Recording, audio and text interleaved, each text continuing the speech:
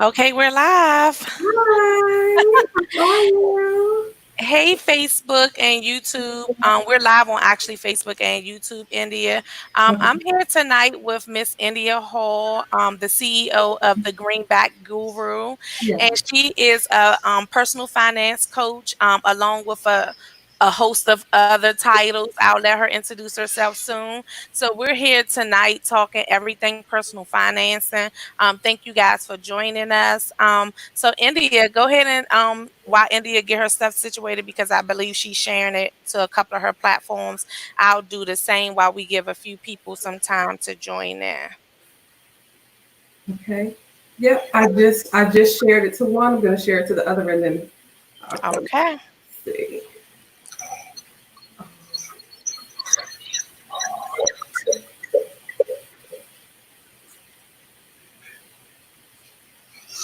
All right. Let's see. Um, Yeah, so while India finish sharing on her platforms, I want you guys to know I'm really, really excited about tonight. I've been waiting for this segment for a while because I know she's going to give us a lot of information. Look, I even have my notepad. I am ready to take notes. This interview is going to be a little different than the last ones. I normally ask questions and have a lot more of a Q&A, but because personal finances is so important, it's important to me, and I believe it's important to you guys. I have India just pouring to us, just giving us a lot of good information. We're answering you guys questions. So if you have any questions, you can drop it in the feed because we definitely can see the questions as well. And I'll if as you guys type them in, since this is not a Q&A, I'll just make sure I see the questions and ask India as she proceed with her presentation. So it's not really a presentation; it's more of a conversation. But I know she has some dynamic notes and some really, really good information that she's going to share with us. Hi Angela, thanks for joining us. And she says she's looking forward to the information, and I'm looking forward as well. So go ahead and introduce yourself, India. Tell us a little bit about yourself. Hi, my name is India Hall. I am the founder and creator and CFO of the Greenback Guru. It is a personal coaching company. Pretty much helps individuals manage and navigate their finances.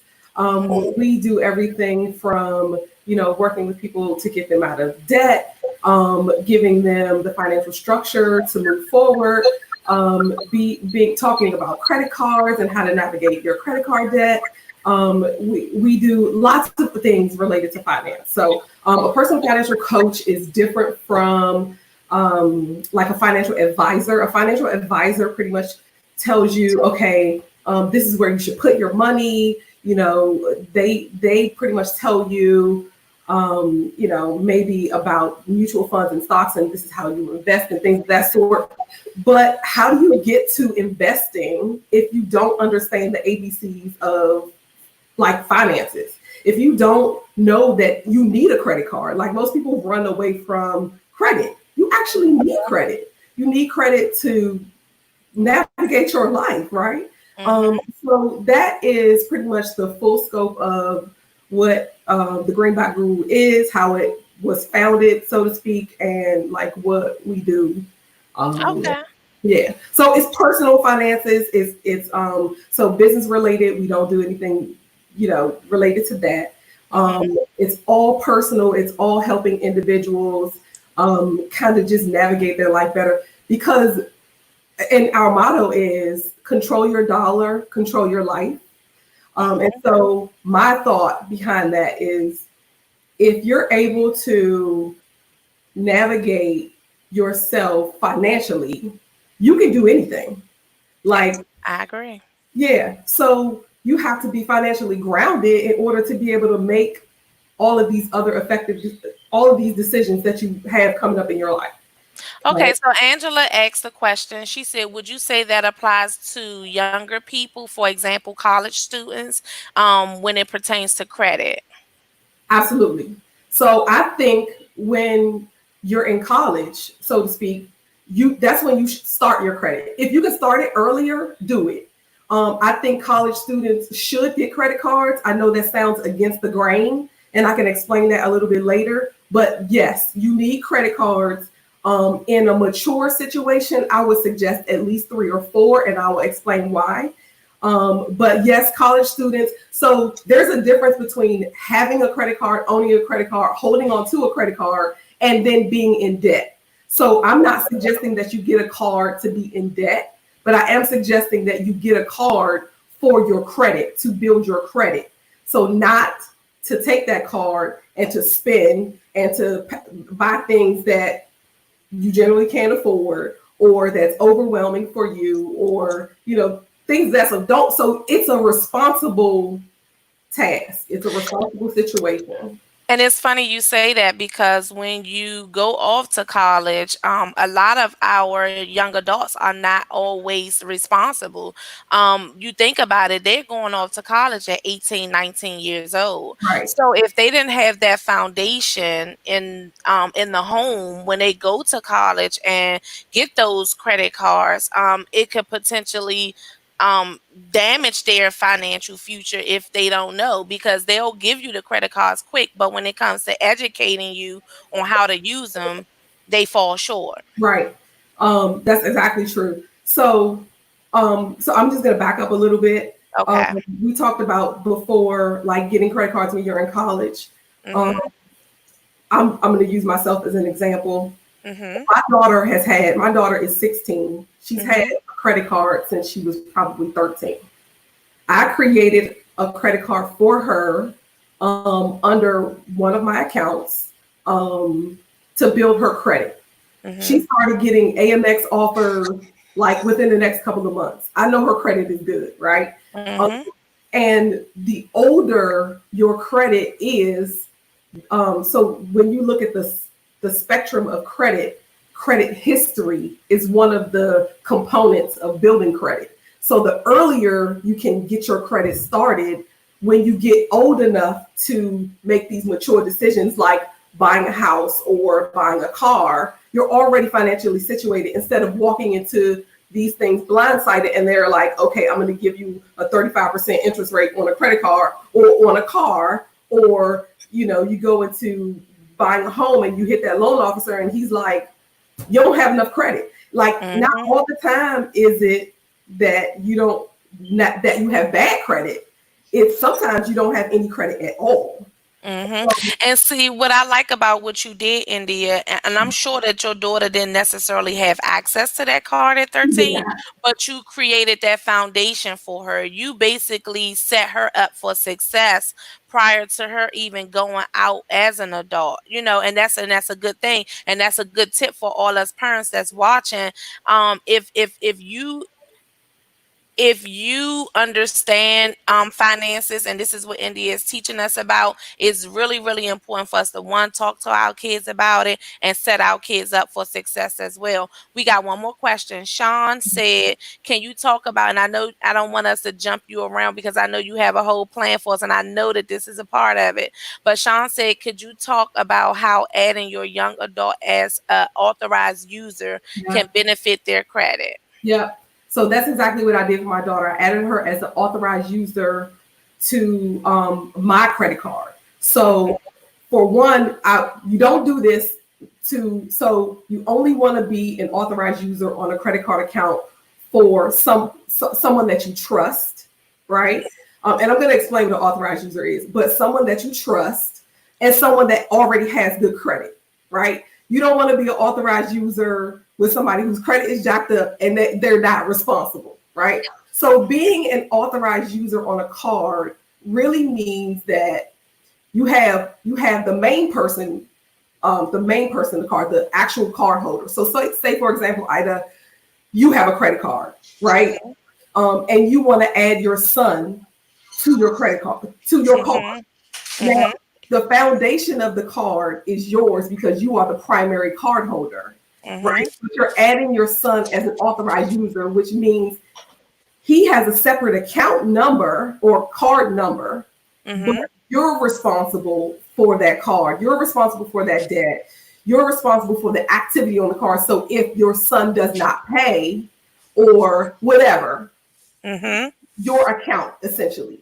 So that's why Exactly. you don't want you want to have a person that's responsible, a person that's actually going to pay that card, a person that's actually going to navigate and manage that debt, because you don't want Yeah, you don't want to be a authorized user on somebody card who maxes their credit cards out. So for an example, if you know that that individual is very um they mismanage their own funds in right, any type of way, right, you don't want to risk yourself, and even when as an adult, you don't want to add your kids on your card as an authorized user if you know that there's going to be times that you're going to potentially mess up, and mess up doesn't always mean missing a payment. It can mean right, maxing that card out. It could be a financial hardship where you have to max that card out, but guess what, now your child is being affected by that. right. Yeah. So if you're in a situation like that where where you have added someone as an authorized user, and now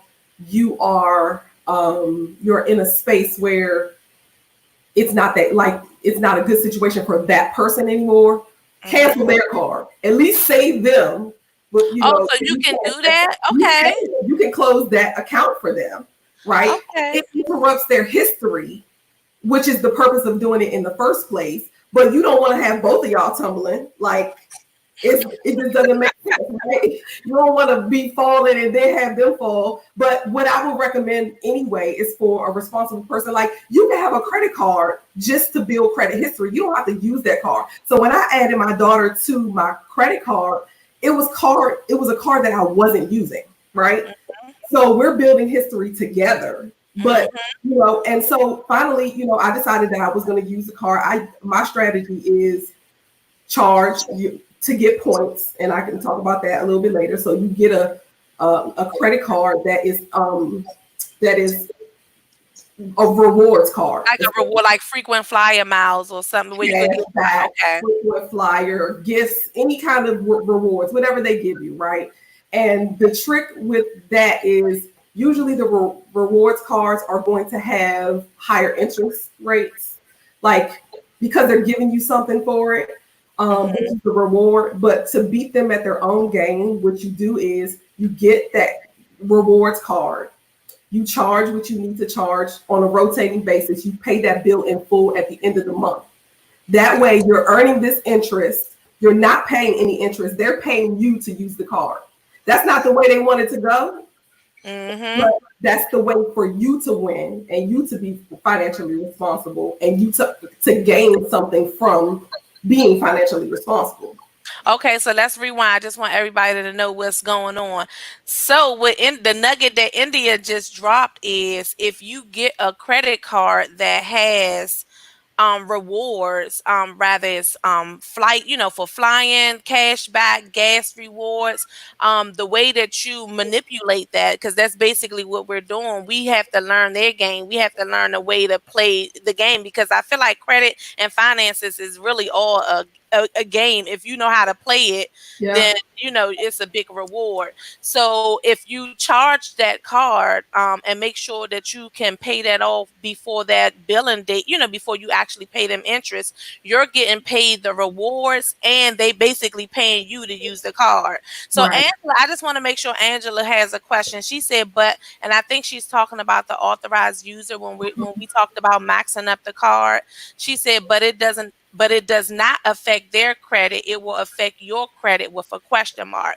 So I think she's asking if they, if we have them as an authorized user and we max up that card, will it affect their credit as well as yours? It does. It does affect their credit. So with them being an authorized user, when you pull their credit, you can see their available credit, what's being used on the card, so on and so forth. So it's a mirror image of what you have, right? So if you have a $5,000 credit limit on a credit card and you used, $200, right? Um, that and it posts to your credit card, your credit score, or whatever. That same thing is going to post to the authorized user, right? In some situations, you can control the amount that is given to the authorized user. So just say, for example, you have the same card that's the $5,000 limit. Because you're the primary on that card, you can say, okay, I only want to give the authorized user $200 or $1,000 of Okay. my 5,000 credit limit. Does that make sense? Mm-hmm. Yeah, Yeah. So Angela, it doesn't affect your yes, it affects your personal credit score. it Um, does. when you make that person an authorized user, you're basically saying that they have the same access that you do with this card. On Mm-hmm. top of them having the same access, there if you was so what India talked about initially is she set her daughter's credit up as a 13-year-old. So her daughter did not actually have access to that card. And you can do that as a parent.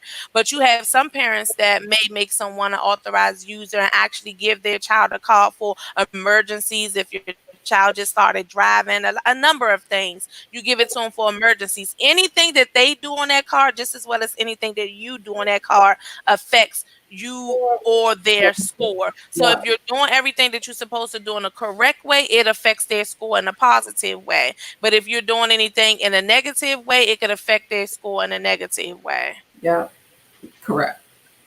Yeah, Okay. Yep, and she answered your question. Yes, you can set a maximum amount for the authorized user. yeah. Okay. Yep. And So you go can ahead. change that each month. You can change that each month. So, again, using my daughter as an example, I started to give her the card when she turned, I think, 15. And I would like give her an allowance, so to speak, of like $100 a month. When school time came and she needed to go school shopping, I would raise that limit a little bit. So once she spent her $100, that's she done for the month, right? And she can't spend anymore. Like there's a cap on. So I have more credit. I have more credit to spend, but for her, she would max out what I've given her as that line of credit that I provided from my line of credit, essentially. Okay. And what I like about that is if you had that car and like you said, you don't use it Hmm. and you give her that $100 allowance monthly, but you make sure that it's paid off before that 30 days, it Hmm. shows activity on the card. So those are some of the things you want to make sure that you're doing as well. You don't want to just get the card and let it sit, completely sit. You want to be able to show some type of responsible activity. Yeah. So if you have a credit card, for example, there's certain ways to navigate. So if you have a credit card that you're just holding just to build credit, I would recommend just using that card like once a year. Like Oh. and just like go to the gas station, get some gas, pay that off. The reason why I'm suggesting that is because you want to maintain that credit line, but you don't want the bank to cancel the account because their goal is to provide credit to people who is going to use it, right? Your goal is to get the credit that you need so that you can do things in the future with. So the goals are different. So if they see that you're just holding a line of credit and you haven't used it, they'll take it away. Like they'll send you a letter that close out their account and it Mhm. will your credit score. Mhm. So so you do want to use the card at least once a year for something small, right? Um, and I would say pay it off, pay it right away. So, and this is and there's two ways that you can pay. Like if you charge something on your card, you can pay before the closing date. And the closing date is the date that the credit card like Reports it. month, right? They close it for the month. So just say from January 1st or from the first of the month through the 30th, and it closes on the 30th. Just say your card closes on the 30th. They're adding all the transactions from the 1st through the 30th, right? The 30th is your closing date. It's like the end of your period. So just say you charged from the 1st through the 30th, and or from the 1st through the 15th, but the 30th is your closing date, right? Just say you pay on the 17th. So the card is paid in full, even though you had activity for that month, you paid it off. It closes on the closing date. It closes on the closing date at zero, right? Mm-hmm. It never gets reported to the credit bureau because you paid it before the closing date. So the closing date is the indicator of when it gets reported to the credit agency. Okay, so what do you recommend? It's good that you said that because it's a pro and a con to it, correct? So Right, what one of the things I definitely know is pay very close attention to your statements, and that way you can know what the closing date is. But India, in your professional opinion, what do you recommend? Do you recommend closing it off prior to the reporting date? I mean, paying it off prior to the reporting date, or after? Because I know the goal sometimes is to show activity, but I also know the goal sometimes, like the card that you hold, is really to show to boost your utilization. So right. tell me, what do you think is best? So it depends on what you're trying to do, right? Hmm. So if you're navigating your credit score, so if you're about to do something like buying a house, Hmm. or buying a car, something where they're going to look at your credit score, my recommendation would be to um, pay before the closing date. And I'm going to tell you why. So when I say you're looking at your credit, when they're looking at your credit score, they're scoring you. Oh, and you need that capacity. Let me be a little bit clear. Because I'm going into like your debt to income ratio, and that's a completely different thing. Uh, So when you talk about, so when you, I'm going to backtrack a little bit. So I'm going to answer the question and then I'm going to backtrack. So I'm going to say, when just say we're going to say you're buying a house, right? You're going to buy a house. And so when you are looking to buy a house, they're looking at your debt to income ratio. Your debt to income ratio is your monthly debt divided by your monthly income, your gross monthly income. So your monthly debt, and that's everything that you pay on a monthly basis that affects your credit. So this is your credit debt to income ratio. And so what that means is anything that could be on your credit report. So your student loans, your car payment, any personal debt that you may have, your credit cards, those are all credit debt expenses, right? So you're taking all of that on a monthly basis, which you pay. So for example, your credit card itself, if you owe $1,000 on a car, but your monthly payment is only 35, you take the $35. So you're taking all so of when you say you take the $35, is that what they use for the debt to income ratio? the The amount. calculation. Oh, I It's didn't the know monthly that. amount. Yes, it's the monthly amount. So, Okay. and it's the monthly amount that is presented by the the The um bureau. the debt company. So, Okay. like your credit card is your monthly credit card amount. If it's your car payment, it's your monthly car payment amount. If it's your student loan, it's your monthly student loan amount. Okay. Right. So they're using that the monthly debt divided by your monthly income, and it comes up with this percentage, right? And that percentage is called your debt to income. That's the ratio. So when you're looking to buy a house, they're calculating how much house you can afford based on that ratio.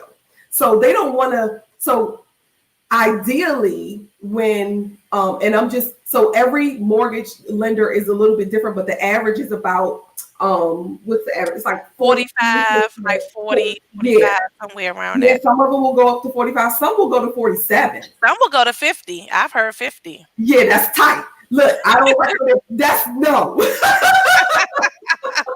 So because and the reason why, so when we're looking at your debt to income ratio for mortgage purposes and things of that, so well, just in general, but when we're looking at your debt to income ratio, remember we're looking at credit debt.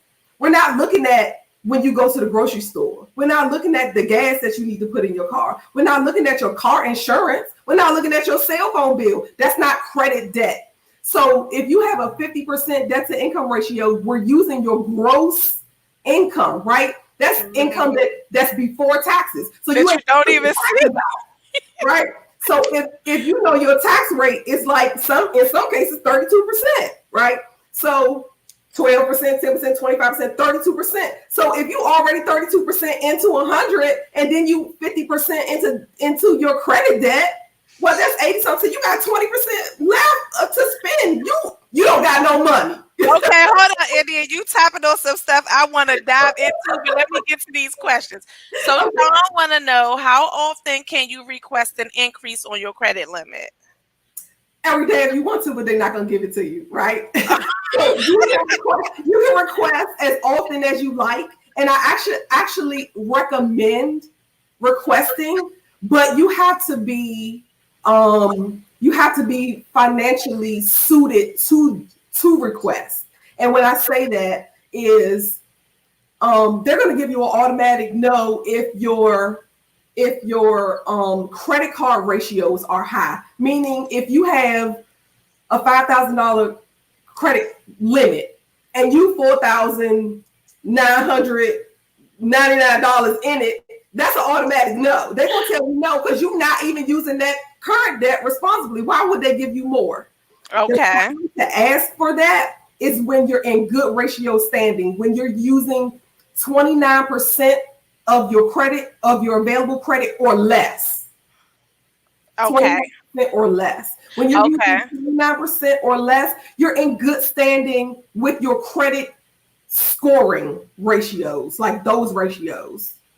If that makes sense. Okay, so you answered both of his questions, but Latanya has a good question to Latoya. She said, if you request a credit increase, is that considered an inquiry on your credit report?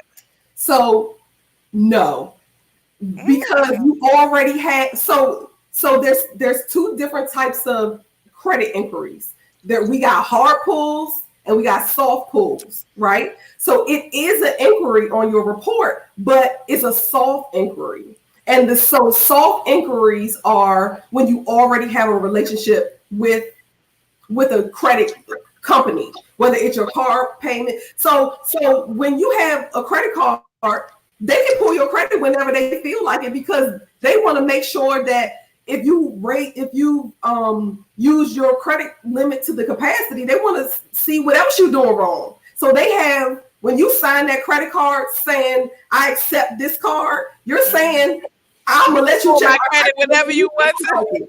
Right. And they will, but it's a soft pull. You never see it. Nobody sees it. It's just for them. So it doesn't hurt you. It doesn't hurt you. So when you see those increases that you didn't even ask for, it's because they probably pulled your credit and saying, okay, let's throw her some more credit. That's right. We like the way she doing it. Yeah. Spend the money, girl. Come on. Spend more. So look, you touched on something that I always wanted to know, and truth be told, I should know this, but I do not. How do you know which tax bracket you're in? Like when you said the different tax, how do you know? Like where do you look? Because I don't know. Yeah. Okay. So that's different for every person. Mm-hmm. Is it income range though? So yes and no, right? Yes and no. And the reason why I say, so you can have a multimillionaire paying 12% tax, and you can have somebody that's making $50,000 paying 20% tax. And come on, Andy. The reason why is because now we're getting into like payroll, being employed W-2, being employed 1099, being self-independent. So if you have a person that made $1 million, right? Mm-hmm. And they're self-employed. Hold on for 1 second. Yes, that's extremely loud. I'm sorry, guys. Go ahead. So if you have a person that makes $1 million, right? And they're self-employed, they're an entrepreneur, right? Mm-hmm. They're writing off whatever they spend related to their business, right? So they've made $1 million, but they get to write off whatever percentage. Like when they say Amazon ain't paying no taxes, they saying because they wrote off everything. They could write off that. Also, the tax, they get certain tax benefits because they employ people, because they generate into the economy. So they get Okay. special circumstances in Okay. certain situations. So yeah, like they say, Donald Trump. Well, Mhm. how much taxes have he paid? I don't know. I ain't look at it, but like you can have it doesn't, so income, yes and no. It doesn't necessarily mean that you're in a particular tax bracket because you make a certain amount of money. Mhm. So My what if you a side hustler? uh-huh. Okay, when I'm famous, I love. We talked about having a multiple screen. So Yeah. if you make a nice amount of money as a full time employee, on Hmm. top of making a nice amount of money as a 1099 or a self employed individual, Hmm. how? I mean, I guess we could talk offline because I don't know if you got some extra stuff for that anybody else want to hear, but how does that, I Well, as far as taxes, yeah, I mean, it's just as far. Okay, so if I was to, for an example, really, I do real estate and I have mhm. a full time job. If I was to write off 99.9% of my real, I mean, would that affect me? I mean, does that take me that income that I guess I'm asking that income that I make for my 9 to 5 and that income that I make for my side hustle, does that change my tax bracket?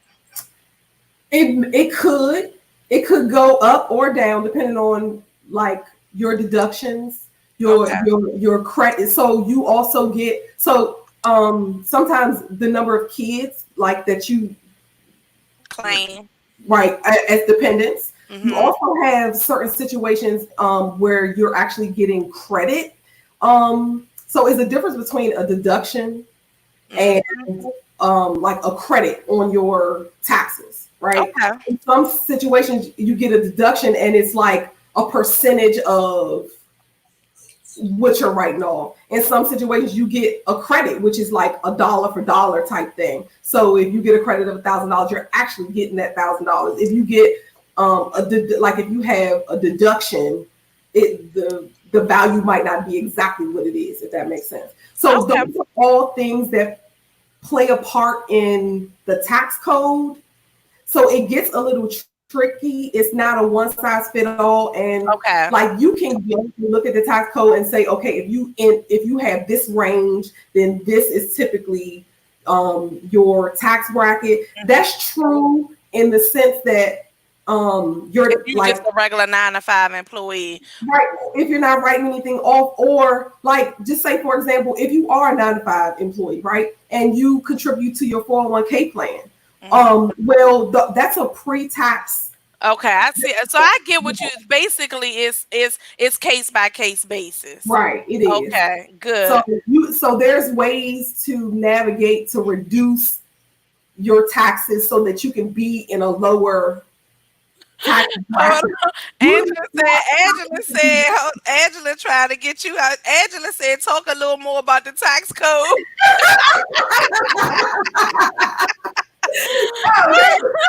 know, they so taxes they trying to get a whole little get- okay, this is a master class tonight. Let's so taxes are tricky. It's different for everybody. It's situational. My recommendation would be get a good tax person. Like really, I'm not that good tax person.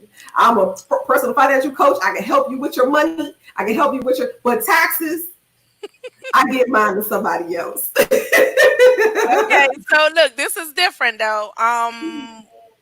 I don't want to mispronounce your name, but Miss Maxwell said, "What are some good side hustle ideas?" So India and I both are in real estate. We're both real estate agents, so of course we're going to say real estate all day long.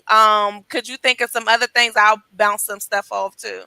Yeah, I mean, so some people sell insurance. I think Mhm. that's a really great thing to do. I mean, and that's part of the financial umbrella, right? Like most people don't have insurance, right? I have That's like my insurance license too. I could tell you a whole bunch of different side hustles. right. Yeah, go ahead. Let me see if I can think of some people just do MLMs, you know, the Mhm. multi-level marketing. Mhm. So you'll see some people doing what the jewelry. Yeah, Um, the jewel. What is that? Paparazzi, yeah, ISO T. It right, works, you know. right. But On see, the only I'm gonna be honest, guys. Like, and I'm gonna just this will be really quick. You have to have a the right mindset to sell to be a multi-level marketer. Because like everybody don't make it to the top in their business, and if you're afraid to put your business out there, or if you're thinking about what everyone else has to say, and you feel like you don't want to be too salesy, and I'm just putting it out there, it can really affect your growth. For an example, I've done multiple multi-level businesses, and the reason I did that, I started off with it because my tax advisor told me, he said, look, he said, you either need to start a business or get a house because you're going to be owing taxes in a right, minute. So yeah, I started Avon, something yeah, that was way back. I picked something, but that sparked my interest in just start having something on the side. And when I started real estate, I kid you not, I said, why haven't I been done this? yeah. Because I love it, and the return is just, It's you great in a know, lot of ways. It's great in a lot of ways. You get yeah. to help people, and also it's financial benefit in it too, right? Mm, Yeah, but to get back to like other things, I just think you have to find something that you're passionate about. You have to find something that works for you. I mean, I think there's so many opportunities right now. mhm. You just have to find what you love.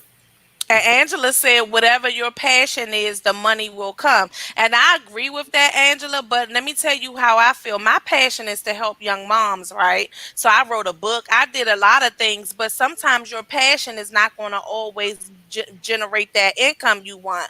So Yeah, when I decided to do real estate, I did real estate to fund my passion, because yeah, what my passion is, I'm more going to be putting income out there. I want to help people, and that's what most people passionate about, helping others. But you need some type of income to be able to help others. So my real estate is funding my passion. yeah. That's true too.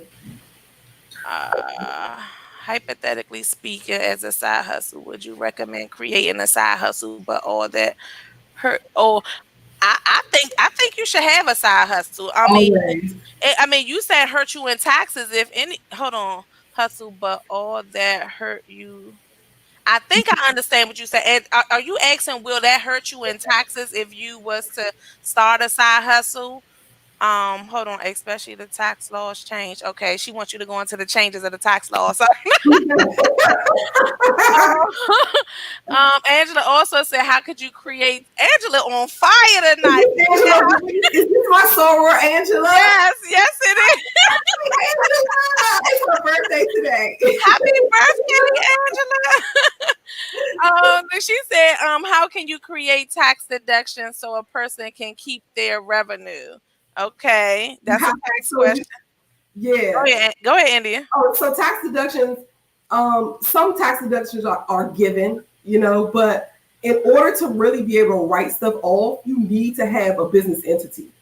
Like you can't just write stuff off. There's no you if you're going to work every day, so is everybody else. You're driving, you're doing commuting. You can't write off your miles. You can't do that because it's not you generating money for yourself. You getting a paycheck. But if you have a side hustle, like you doing real estate, in addition to doing what you do, you can write off your miles. You can write off like you write off stuff. You can write off your expenses that relate to the business. And if you go to dinner with somebody and you're talking about real estate, you just had a business lunch.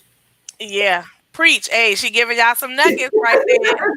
Hey, you go on vacation. If you say one thing about real estate, let's go visit Remax in Florida. That's a business trip. You know what I'm It saying? is. That's right. Yeah.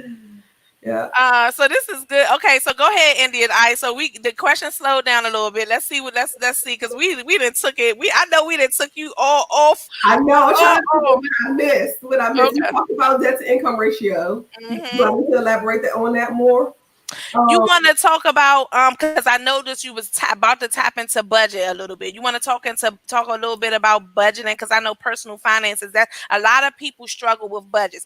Have you ever had a budget? Do you live on a strict budget? I mean, is it possible to live on a strict budget? I think Because we can live on a budget. So there's a way to live without feeling like you're on a budget.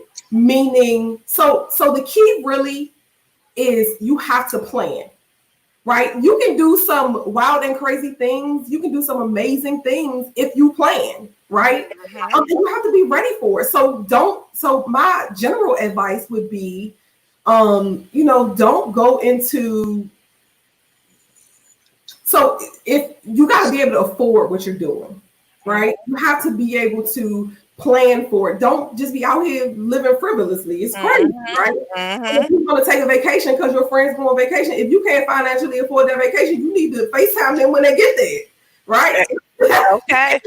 And you have to tell yourself that I just can't do it. And it's okay to do that because guess what? You can't go this time, but when you plan for next time, you can go. And like create a vacation budget, create a little vacation, because the thing is, we can plan all day long with this with our family. We like, okay, you know what, we're going to plan, we know we going on to this, to Egypt. I just said that because you went to Right. Egypt. Look, we know we going to Egypt next year. You can plan for it, but sometimes things just pop up and you might just want to rock and you might just want to go. But if you got that vacation budget, you can Yeah. just tap into it. So yeah, so I know, so saying budget is a little tricky. Like I feel like, so for example, if you say, okay, my budget for my cell phone is $100, and then but the bill come in and it's 110. Like I don't like, so my thought is to kind of just know what you can afford, right? It doesn't have to be like a line item budget. It doesn't have to be, when I look at the full scope of a budget, I'm really looking at this debt to income ratio. Like you want to, my scope of a budget is to stay within, ideally, if your debt to income ratio is 30, 35, 38, you living real good. You got this extra money that you can do whatever with. You can build your business. You can save money. You don't even need to have a budget, or you don't even need to really plan. You already have this stash that's available to you on a frequent basis, right? Hold So on, Latasha. I just want to share something funny. Latasha said budget and ready to wake my husband up because he stayed buying on Amazon. This is well, maybe some people need a budget for that, right? okay. Wake him up. So, but talking about budgets, I think the real goal, instead of just kind of having budgets, and I do plan budgets for people, but I think the real goal is to understand your spending, to not have emotional spending unless you're aware of that emotional spending. Like sometimes we do things that are completely emotional, right? We buy stuff that it's because we have an emotional attachment to whatever we're about to spend, right? You want to make sure your emotional attachment to things it's infrequent. Like you're not going out and you're not making emotional purchases on a frequent basis. Like if you making emotional purchases like every day, every week, it's never gonna work. Like because you don't have a plan, you just spending, right? You don't have structure. Now, if you making emotional purchases and your debt to income ratio is 30%, then you can do that all you want to. But so again, I'm going back to that debt to income ratio. If you within that good comfortable window, you have that flexibility. So, Right? just for the sake of those who just joined us, Mm-hmm. just could you give us another breakdown, really quick, how you determine your debt to income ratio? Just Yeah. really quick, just for those that just joined us. Okay. So your debt to income ratio is it senses your financial health. So it tells you how financially healthy you are from a spending perspective, right? So you take your credit debt, and your credit debt again are things that show up on your credit report, like your student loans, your car payment, your mortgage if you have one, or when you get one. They'll say credit cards, things of that sort, right? So you're taking the monthly amount for those, and you're dividing it by your gross monthly income. So if you make three, I'm gonna do some math in my head, so I might be wrong. So just say if you make if you have $3,000 in credit debt, and you make 5,000 monthly income, your income ratio is like 60% or something. That's real high. That's college. So when you say your credit, okay, so do it go by your minimum payment? Yes. Okay. So whatever, so for an example, if you got those 4 credit cards that you recommend everybody to have on top of a personal loan, a car note, and a mortgage, it goes by whatever the minimum payment is for all of those things divided by your income, Your or monthly gross income. okay, your monthly gross income. Okay. Right. So, and I want to go. Let me go back to this. The 4 credit cards because I didn't say why. So, 4 credit cards don't mean you using all four. I just want to be clear on that. You're not using all 4 credit cards, and the reason why I suggest four is because typically we do four things in our lives, right? Mhm. Um, Typically you have like a student loan. That's one, right? In some cases, people have student loans. I hate student loans. I don't have any. It's a thing, but majority of America, hey, we got student loans, right?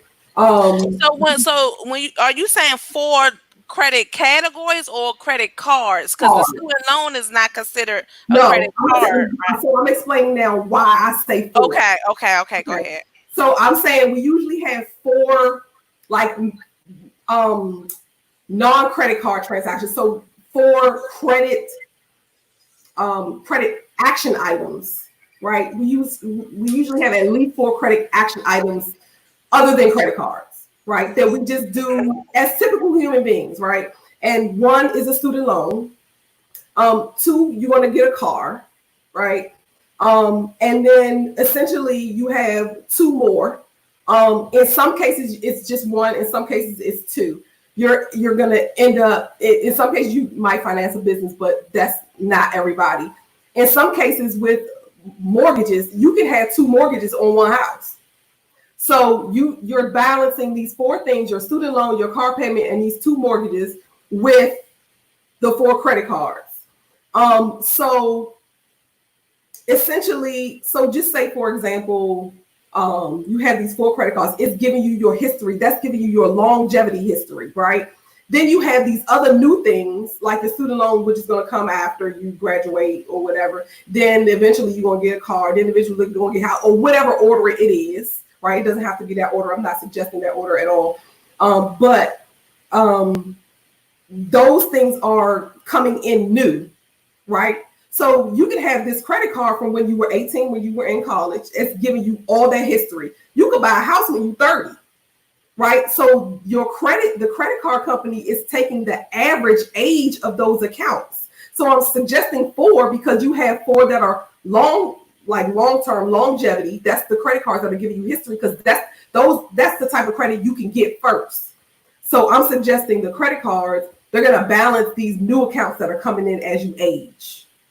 The average score is going to keep you balanced. And that's why I suggest 4. 3 is also fine if you don't ever think you're going to have 2 mortgages. In some situations, it's better to have 2 mortgages when you're trying to avoid PMI, which is mortgage insurance that goes nowhere. But that's a whole other situation.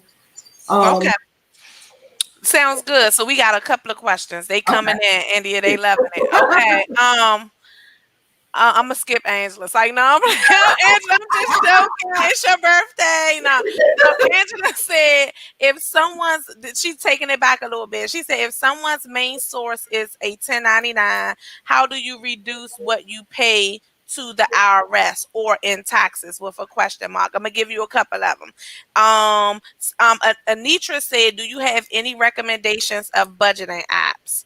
And Sean, of course, Sean, I'm gonna wait for your question because we gonna tap on that because I already knew we was gonna want her to go into some of those stock picks. Oh my God. All right, okay, so yeah. So what was Angela's? How do you 1099? How do you So Angela said, if someone's main source is a 1099, how do you reduce what you pay to the IRS or in taxes? again? So typically when you're a 1099, you're self-employed or you have some type of entity or something like that. You're pretty much self-employed. And that gives you the opportunity to write off almost anything that's related to what you're doing. So that again, that's the mileage to get somewhere, if you have to buy something that's related to that particular circumstance, then you write that off. It's a deduction, right? So you're not, so everything that you're paid, you have expenses that are related, you're writing that off to reduce your income, Mm-hmm. right? To reduce your tax bracket. So, Angela, for an example, even if you lease a car in your business name and it's for business purposes, your entire lease can be written off. If you have space, office space, that entire office space could be written off. But these are the things you want to be careful of when you are 1099 and you're writing so many things off. When it comes time for you to purchase a house or a Yeah, big ticket item, a purchase, it's going to affect you because you're writing all of these. You're writing, if you make 80,000 or $100,000 in your business, but then you write $70,000 of that off, you it's only going to do affect. 10. Exactly. And they're It's not, and typically when you get a mortgage, it's 3 times your income, something like that, 3, maybe 4 times your income. yeah, So yeah, that's a $30,000 house. You're not gonna get that. Like yeah, so it could affect, and they have some things that you can pay. They can use your bank statements and different things like that. But no then that's doc when you're talking loans. about extremely high interest rates. You're Yes, talking about extremely high down payments. So it could hurt you in the long run. So I would recommend that if you wanted to do big purchases, at least talk to somebody, find out what you need to be qualified for what, get that, and then write everything off. yeah, yeah. So Anitra said apps for personal finances For budgeting. for budgeting. Yeah. So my favorite is Mint.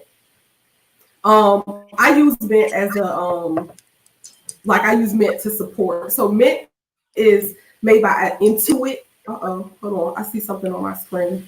Am I still on? Yeah, you're still on. You don't see I yourself? don't know what I did. Okay, I'm back. I think I just hit my mouse. So Mint is um, it's an app, MINT. It will show you you can connect that to all of your accounts, your bank accounts, your it'll like if you own a property, it'll assess the value of that property, so to speak. It will if you have a car, it'll assess the value of that car. So what it's essentially doing is giving you it's helping you on a monthly basis see what you're spending, but it also gives you your net worth, which we Mm. haven't talked about at all. So your net worth is Drum when roll. you take Give us so some good information, yeah, India. so what we've been talking about are in a business world income statement items. We've been talking about what you're bringing in versus what you're spending, that kind of thing. When you talk about your value, and you know how when they say like for celebrities, such and such has a net worth of X amount of dollars, they're talking about not what they make on a monthly basis or what they bring in. They're talking about the value of their assets minus the value of their liabilities. So assets are like not everybody considers a house an asset. There's situations where a house is not an asset, but for the most part, I consider a house an asset. You can take that and you can sell it and get your value back, right? An asset is essentially something of value, right? A liability is sort of like it's a debt, but it's not an expense level debt. So let me just explain because I know I'm getting a little technical. When you buy a house and you get a mortgage, you are now obtaining an asset and a liability. Mm-hmm. Right? The asset is the value of that house.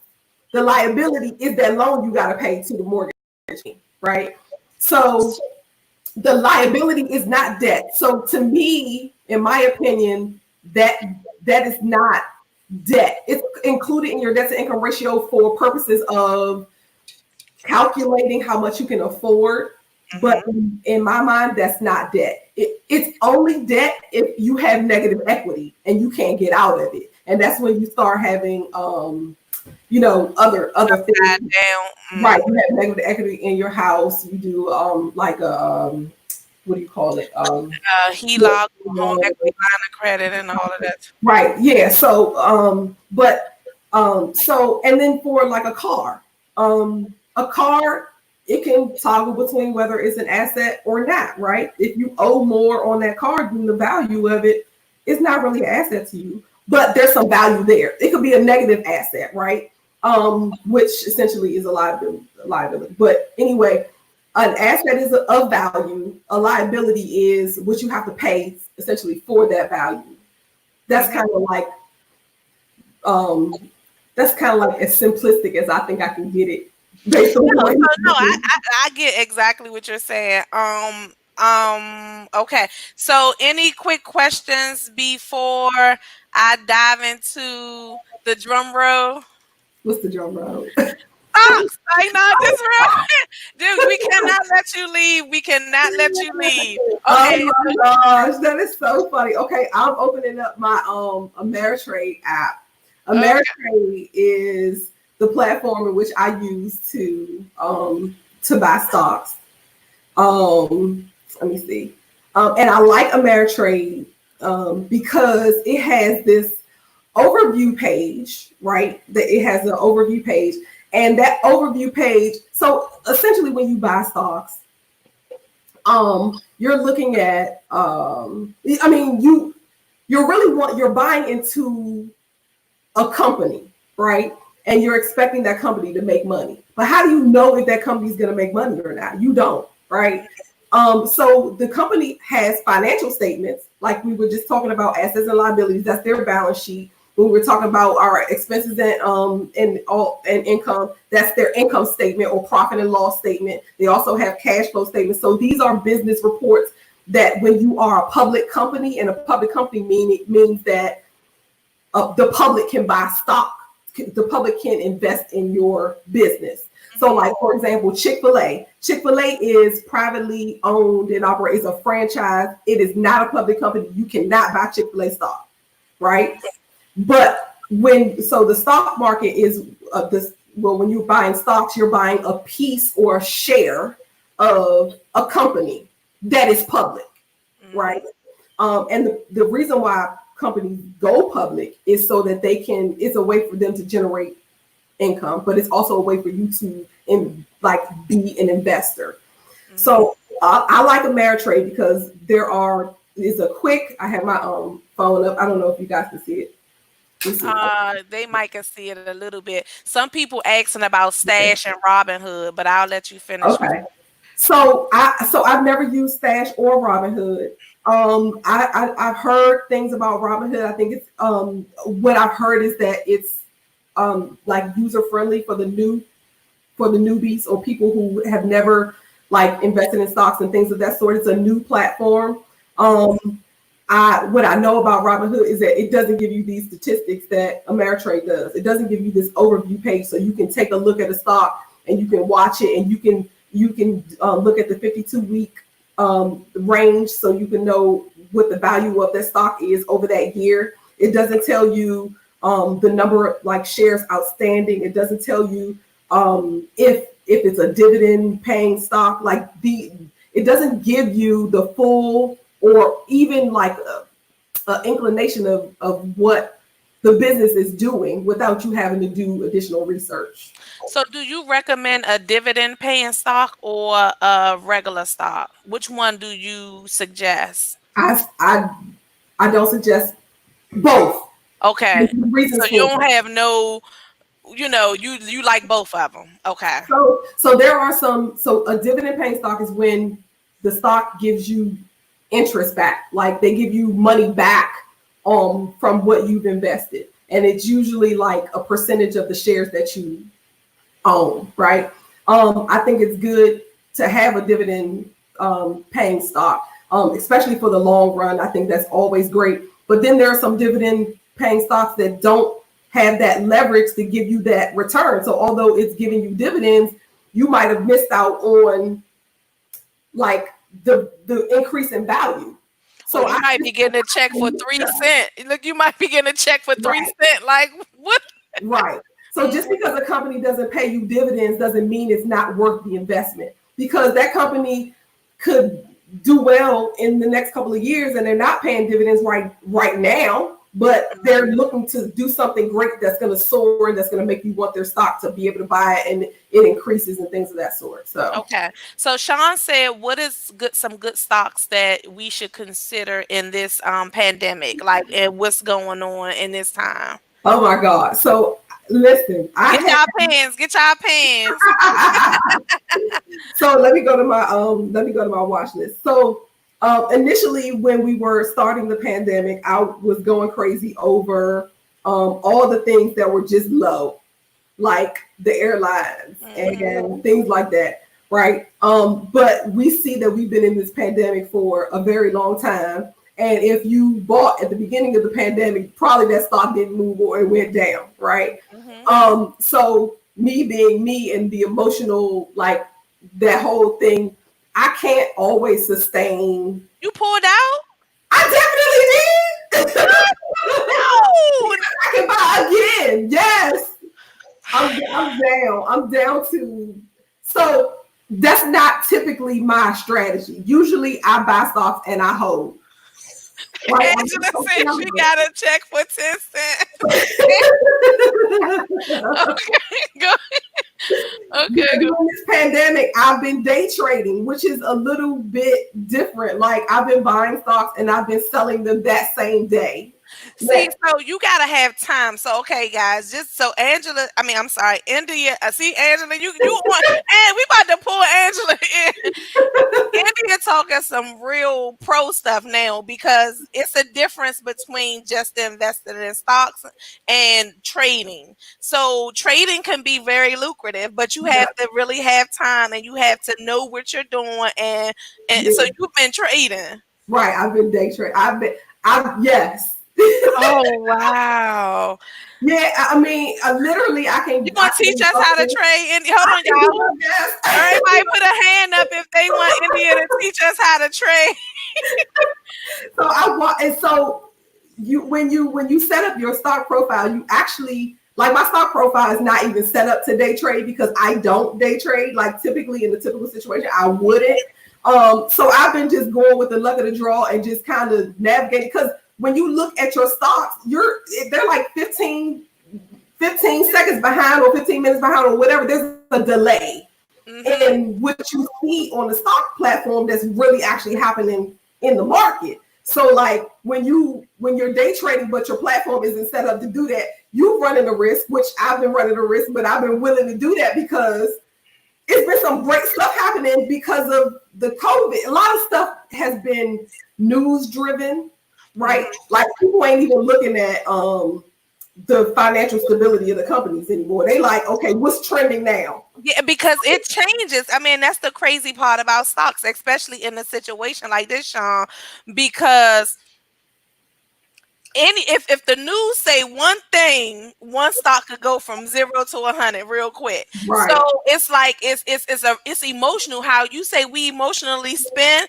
that's how the stock market is operating. Like anything that goes on, That's if Donald true. Trump tweets something, if this it changes dramatically. However, I got I got a nice little diverse portfolio right now, and I stuck with my airlines and all of that good That's stuff. good. I'm very confident. I paid attention to the 52-week highs and all of that stuff. So I'm very confident at some point what I pay is going to skyrocket. I So think it that's why will. I'm surprised that you got You all have to have patience. So like me, I wanted money now, right? I of those. wanted Okay. money now. So and I felt like if I was in and I sold, I could still get in low because they still low right now. So I Yeah, wanted to have the flexibility to make some more money, right? And exactly. then get in there with my extra money too and move forward with that. So I'm gonna get back in. I'm gonna buy me some more airlines.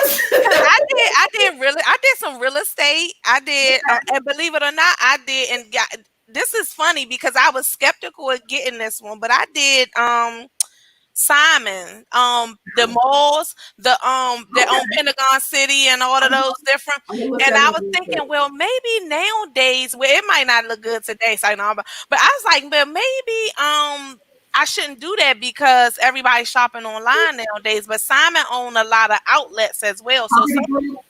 huh? Is it Simon Property Yeah, Group? Simon Property Group. So when I mean, that has been like I'm I'm growing in almost like 48% with them since from when I got in. And I was like, okay, well, they doing the best out of all of them. Then I invest in some apartment Okay. developments, and because we gotta put real estate in it, because I don't care what happens with anything, real estate is always gonna be hot.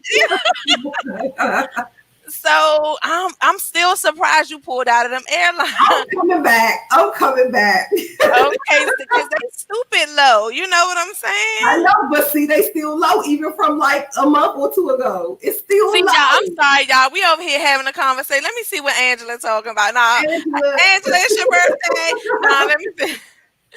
I have to drop off, but okay. Angela said she gotta go. Bye, Angela. yeah, we having a Somebody said birthday. Tom's is good. Michael said TOMZ is good. Have you heard about them? TOMZ. Hold on, let me Yes, look. TOTOM. MZ. Yes. Tommy Environmental Solutions. Sean said, preach out of yes, that real estate, and rather you invest in or anything. Sean is a real estate agent as well and an investor. See, I knew it. So this TOMZ hmm is something I wouldn't buy. I'm not recommending. So this Okay, is, tell us I'm why. speaking Give us it. Give us personally. some. Yeah. I'm speaking personally. There, when I looked at this, I'm looking at this overview page on from Ameritrade, and when I pulled it up, initially what I see is they don't have they don't have any latest earnings that are listed. They don't have any upcoming earnings that are listed, which gives you a idea of what they're looking to do performance wise. Right? It doesn't have any of that information. They have negative beta. Their 52-week high is gone from 6 cents to $1.51. And they're pink sheets. So pink sheet means they're not trading on the open market. They're not trading on NASDAQ, or they're not trading on like the exchange. Like, So when they trade on the exchange, does that make your return even better because that means that they're putting their money in the pool to increase? Does that what you mean by they're not trading? no, so when you're on the so NASDAQ is the large platform. When you're hmm on NASDAQ, like I couldn't even buy this TOMZ on Ameritrade because it's pink sheets. That's like you still paper pushing, hmm right? You have to go through a stockbroker to buy this. And so when you have to, in this world, when you have to go through a stockbroker to buy stock, when you can just buy it on here, like it doesn't give you that movement, hmm right? So you want your stocks to be moving every day. You want people to be buying those stocks every day. And if it's on pink sheets, it's kind of hard It's for, not convenient. yeah, it's not moving every day. You're not going to see that flexibility for it to even go up, so you can sell when it get high, right? Because the volume is not there. Like, it's not trading frequently enough. Does Okay. that make sense? It does. Let me ask you a question because I think I went with this because you had it either on your list or you Uh-huh. talked about it, and now I've been wanting to get out for so long, but I'm Right. like INO. Should I stay or should I?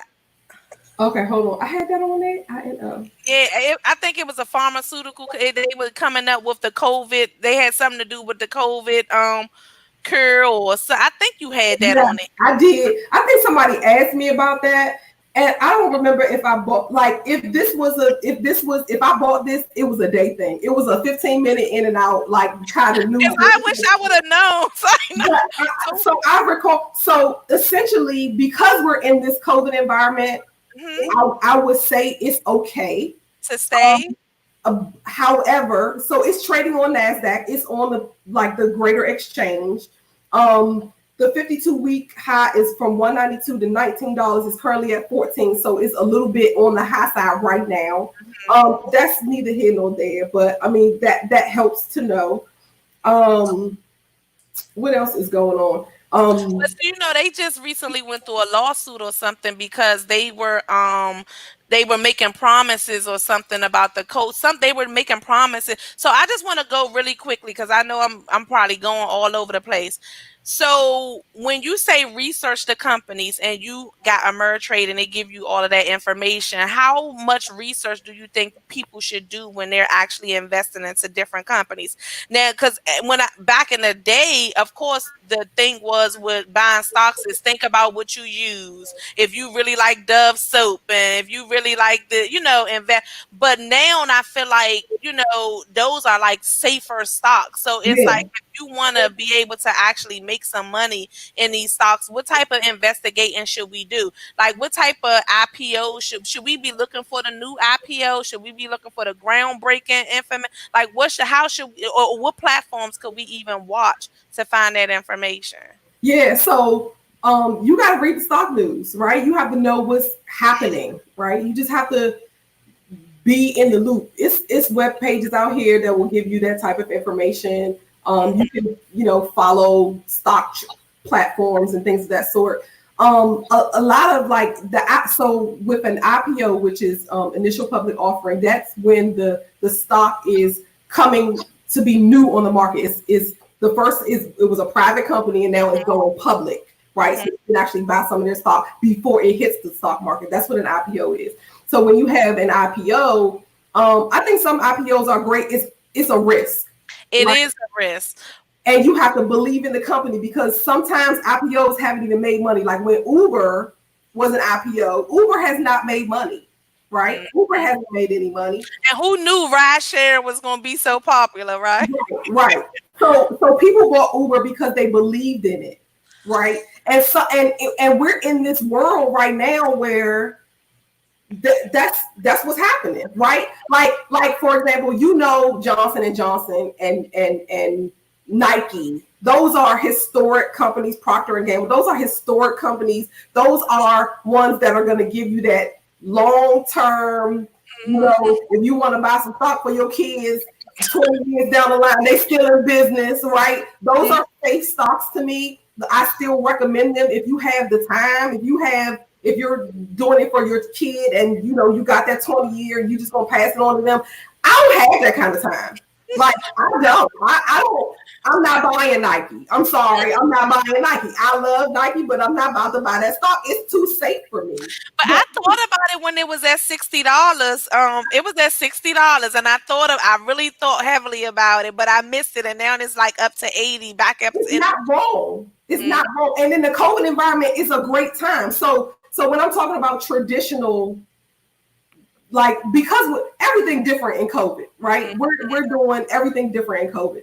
So what I'm saying now is for a traditional market, not necessarily COVID. When I say day trading, that's in a COVID environment. I'm not going to do that in a regular environment. I might not have that flexibility because stocks ain't triggering like that. Like, right? But it might you be can make some good money with that day trade, but you really have to be on it. Like you. So I give myself like 30 minutes. Like I literally can watch the stock for I'll get up, I'll buy some stock, I'll go take a shower, I'll go get myself dressed, I'm looking at the stock, I turn my computer on, I come back, I look at the stock. Like, and then I'll be like, okay, how much did you make in a day trading? And you can I made like $1,000. You can do it. It depends on how many shares you buy and what you buy. Hey y'all. We going over India House, y'all, and just walk. In 15 minutes, like in 30 minutes, like in 45 minutes. Wow. So the reason why I've been day trading, because really in stock, to me, the key is buying as many shares. So you taking a risk when you do this. I just want to say that as a disclosure. When you're buying stock, you're taking a risk anyway. But I'll watch the stock in the morning. Like I'll watch the pre-market platform and see what it's doing for the day. Right before it opened up. Right. It could have already opened, but right before it opened up, I'm looking. I sort my stocks, my watch list by what is happening for the day. Like what stock is bringing in money for the day? Like what is green? I sort my stocks by that. So I have a watch list. I sort my stocks by my watch list on their productivity for that day. Right? If it looks like it's moving a lot, I'm gonna buy a whole bunch of shares. And if it only go up 50 cents, I bought a whole lot of shares and I just got 50 cents times a You whole just lot of made shares. 50 cents for 15 Yes, minutes, right? like when you're looking at the long part, you want it to go up dollars, right? But if you able to just buy a whole bunch of shares of a small amount and it only goes up 50 cents. Can I say something real quick? People been sitting here wondering what they can't do during COVID-19. Oh, I can't go here. I can't do. You could do just what India doing. Watch, watch the stock market be like that. I mean, cause hey, the goal is to make your money work for you. That's You get right. what I'm saying? So when you sitting here and when she dropping these nuggets talking about the credit cards and the rewards and the even if you make 50 cents per share real quick, that's something free. It's free money. Right. That's No, right. and you making your money work for you. And that's what I think us as African Americans lack. We lack that education. And when India says she talks really heavily about personal finances and she want to educate people on personal finances because we lack that information, Yeah. guys. It's almost like they don't talk about it in schools. Mm-mm. Our parents didn't know about it. We educating our parents. You get what I'm saying? Yeah. So like even when we like this some good information when she's talking about the authorized user and establishing your kids, before they even get out there into this world. Because if you don't know about it, I mean, life could throw you like a bunch of curveballs Yeah. and you don't even know what happened. Yeah. And we didn't even talk about planning.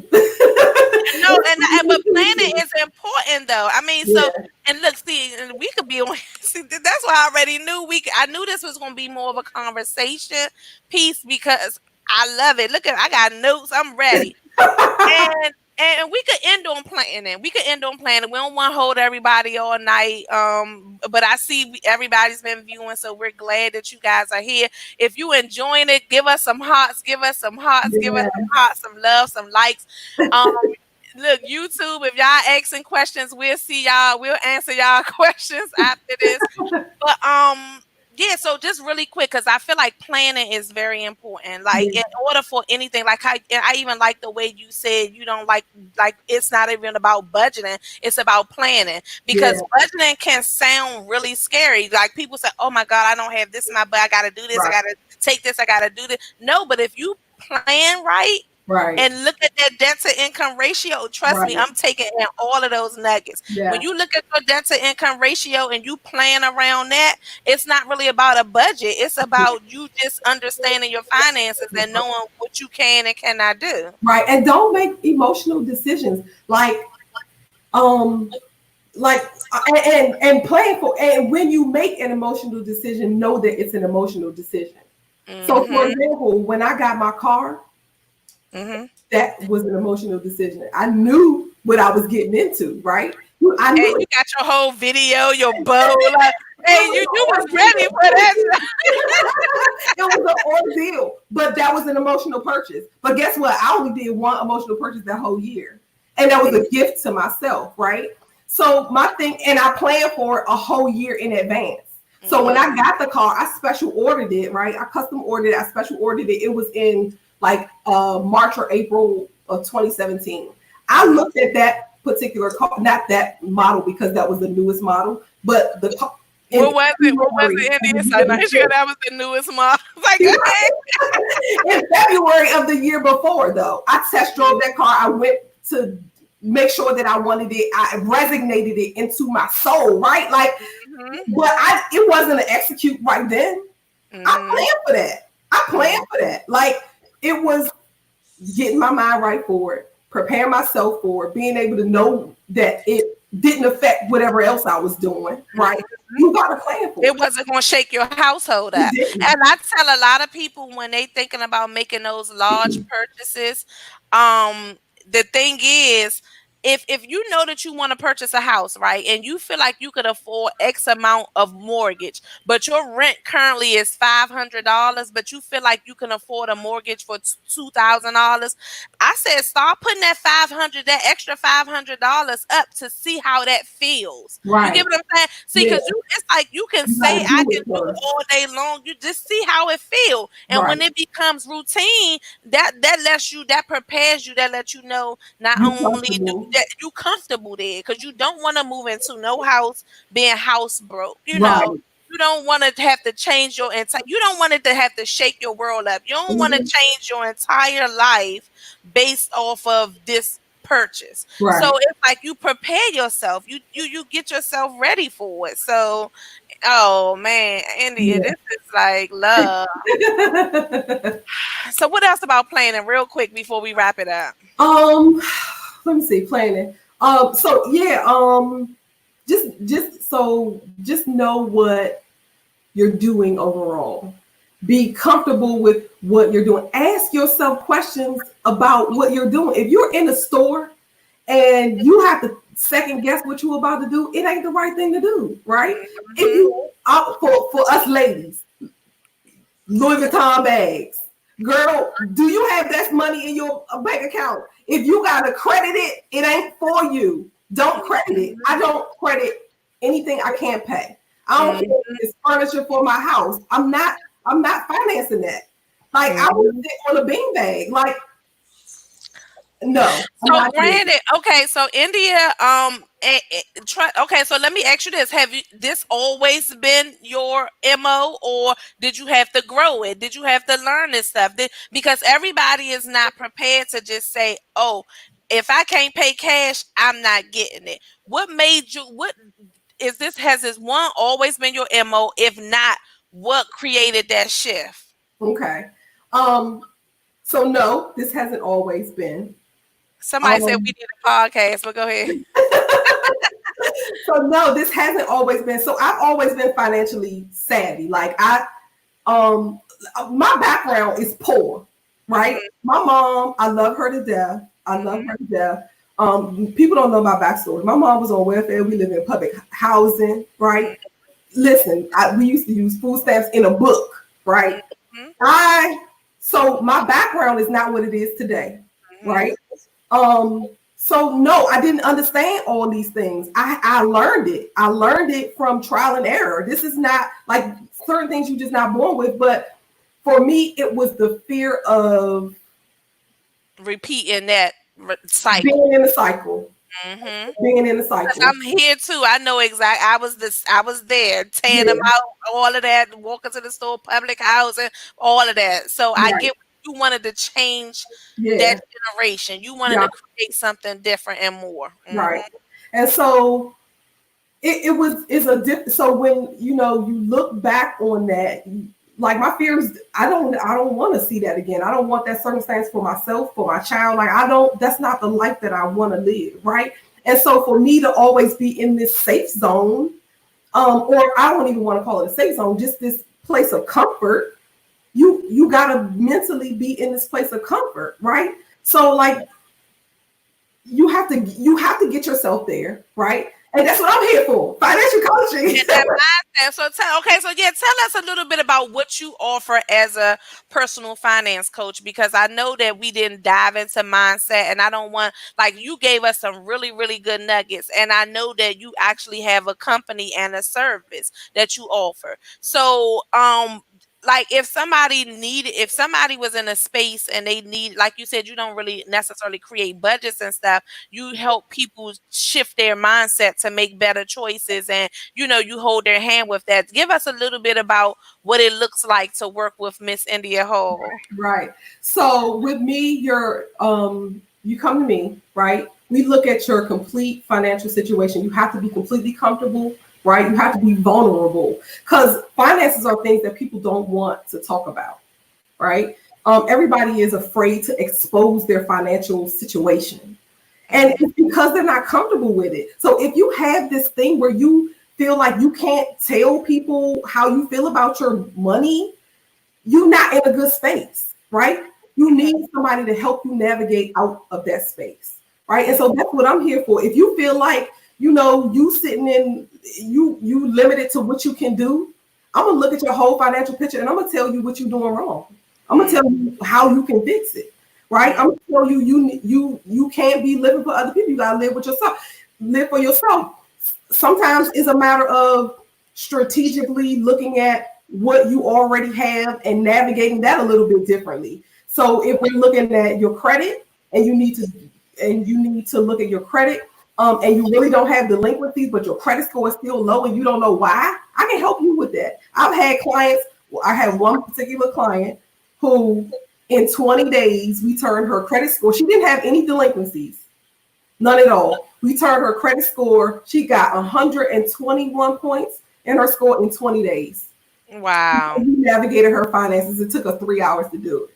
Hmm. Because So, when you know better, you do better. That's the problem. We don't yeah, know. yeah, yeah, that's exactly right. And you need to understand your numbers. You need to understand, like, it's not a matter of you look. So my job is to position you so that you don't have to dwell on it every day, right? You want to feel the difference more than you see the difference. Like you just want to be in a comfortable space, Hmm. right? You want to be able to do some of the things you said you want to do and do them frequently. If it Hmm. means reducing expenses, that's what we do. If it means you need to find another job because your job ain't paying you no more, I'm gonna tell you that. I'm gonna tell you, like, we gonna figure it out together. And Hmm. every case by case situation. I have clients who are emotionally attached to sentimental things that are dragging them in the mud. You got to let go of that sentimental thing because it's really an expense to you when you think it's an asset. It's not. And it could be people. So.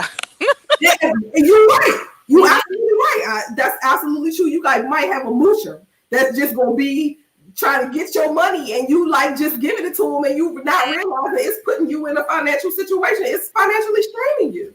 Mhm. Mhm. You have to have some type of control. So that's good. So like India is definitely going to let you guys know exactly how you can get in contact with her. I'll put all of her information in the bottom of the comment feed.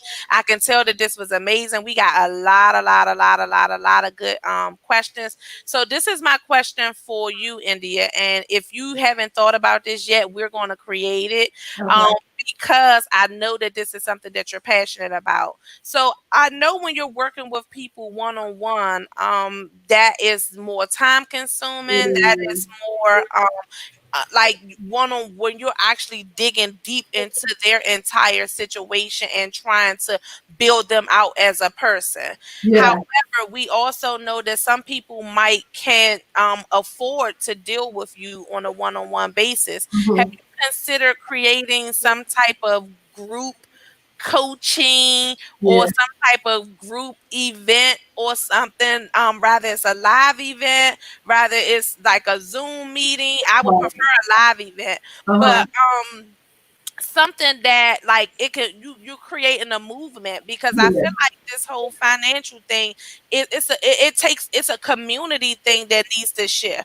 I mean, it takes your mind, but you also need that push sometimes, and they might not all have that the finances to work with you one on one. Have you Yeah. thought about creating some type of group coaching I program? have.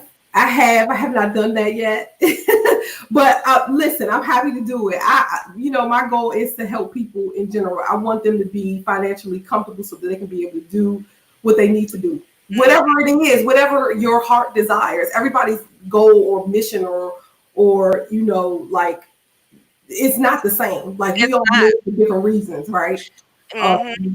So, but being able to navigate yourself financially without having to be strained or stressed, or, that's the goal that we want to get to. A group, and I just want to put that out there really quick. The group coaching, and I'm developing her plan as we speak. So I know, but the group coaching, I just want people to know it's going to be more of your work. It's going to be more of a guidance thing, Hmm.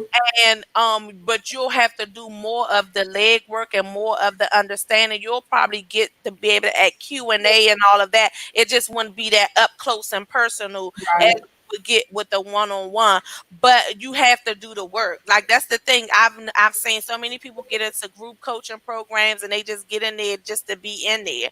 So, but you gotta get in there and you gotta do the work in order to make it happen. So, India, I definitely think that somewhere down the line, like some type of little 4-week program where Yeah. you give Okay. them activities and give some steps and maybe pop on live once a week for Q&A, or just be in a group and be able to like coach them through it. Of course, we all know it'll be a fee included in it, but it just wouldn't be as much as you would pay if it was a one-on-one. So, Right. but for those who are financially able to contact India and have that whole one-on-one session, as we can see, she have a wealth of knowledge and a lot of different ways with personal financing.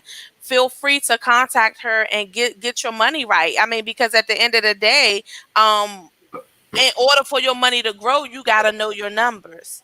In order for you to know your numbers, you got to know where to look. You got to know where to, so, and we don't know that. We Yeah. collectively. So I'm excited to help India put that out there, Thank you. I'll be put excited that about out this. there. So but no, so any final words, because I mean, we've been on here for a good amount of time. I really, Hour and a really half, enjoyed right? it. I enjoyed it. Well, I just want to say thank you so much for having me on your platform. I really appreciate it. Like I said before, I think you're amazing. I love all the wonderful things that you do. So we met what Go for an ahead. She want to tell hour our and story. a half. Go ahead and tell our stories. I I'll keep that part a secret. I'll keep, know. And we but can no, tell. it's been We'll a tell y'all later. We'll tell y'all later. it has been a pleasure. But Thank you no, so the much. thing is, we just randomly met. Period. And Mhm. what I love about just meeting, it's all about building your network, guys. You have to surround yourself with other individuals, like-minded individuals, or even individuals that's going to help you grow. If you're in a circle of friends that you're the go-to person for everything that they need to know, or you can't feed off of your friend, or you can't ask a question, you need to advance your circle. And it don't have to necessarily be a friend, but you have to create that space, create that Right. circle where you have that network that you can contact and be able to make some things like this happen. It's all Yeah. about wanting to see each other grow. So I really Right. appreciate India even saying yes and like dropping all of those jewels for all of us. It's just, it's amazing. But I'm gonna get her back on here for something else. I don't know what, but we'll figure it out. Because we tapped into everything today, boys. We So, did. but thank you guys for joining us, and all of the questions. If we missed anything, India and myself will take a look through, and she'll like be able to plug in. And Yeah. again, I'm gonna put all of her information in here, and look out for the group coaching and the one-on-one coaching information. Okay. Okay. All right. Thank Thank you. you. Bye, All India. right. All right. Okay. Bye bye.